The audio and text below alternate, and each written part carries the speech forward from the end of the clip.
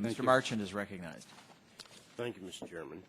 I received a letter recently from Tom Hardiman, who runs a McDonald's, has a franchise in my district. The Affordable Health Care Act must be repealed. The financial impact of this law on my business will be devastating if not changed. I don't think I need to go into details, but there are businesses across the country that will go broke because of this unreasonable law. I will repeat what I said to you in the office. I used to think of Burger King, Wendy's, and Sonic as my competition and the greatest risk to my business, but now I believe it is our government.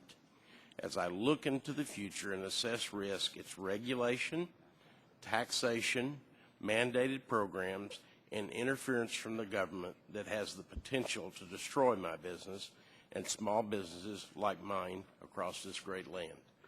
This is just an example of the many letters that I receive in my office every day. And many of the comments are about the lack of flexibility the ACA gives in part-time employees. Dr. Chen, not only is health care a major consideration for companies when they consider moving someone from part-time to full-time, but there are pension obligations that go along with it. Is it fair to say that if you were to move somebody from, say, 36, 39 hours to a 40-hour full-time position, that it could add 30, 35% cost to employ that person readily? Certainly, the addition of the additional hours plus the additional benefits could add up. Yes, sir. So that same company now is having to make a decision to keep that person on to bring them back to 29 hours.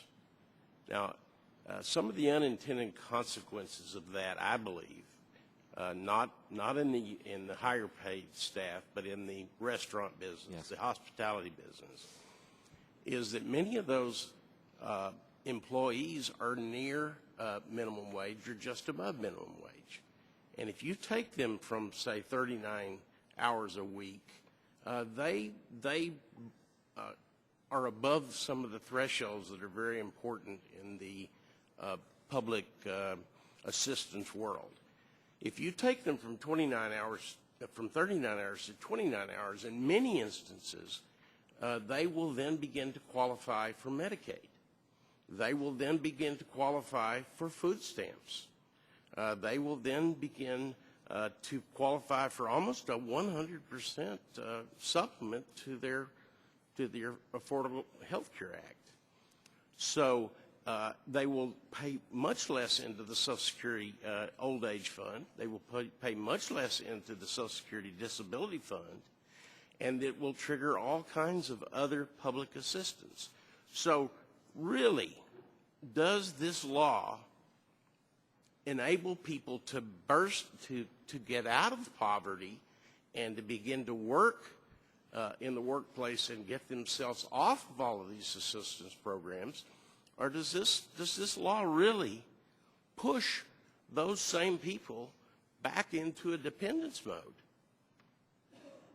And we already have a situation where major corporations in America are being accused of bringing their employees in and coaching them on how many hours they should take and how few hours they should work at the amount, because and then they begin to show them if they will work a certain number of hours, then they can trigger the food stamp threshold. They can trigger the Social Security threshold. They can trigger the Affordable Health Care Act threshold.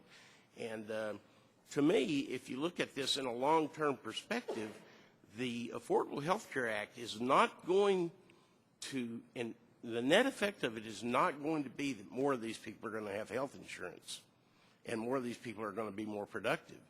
It's going to create a new normal where people will not work as much because their access to benefits will be so much greater because they are working less. Thank you, Mr. Chairman. All right.